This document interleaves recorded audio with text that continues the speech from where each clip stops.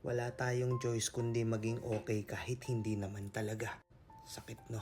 Reality hits so hard to the point na maiiyak ka na lang mag-isa. Yung tipong pag mag-isa ka na lang, bubuhos na lang ng kusa yung luha mo. Kilala kita eh. Pagod ka na.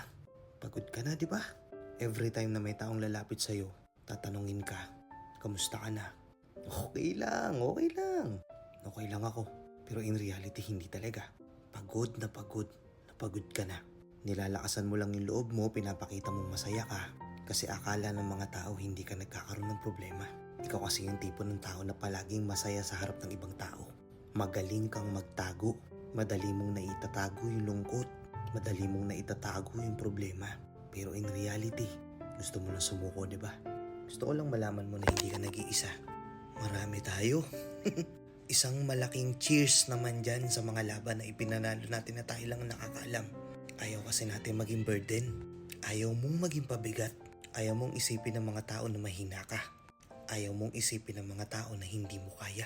Kaya oo, diba? Pinipilit mo lang naman maging okay. Kahit pagod na pagod ka na. Aminin mo. Totoo, diba?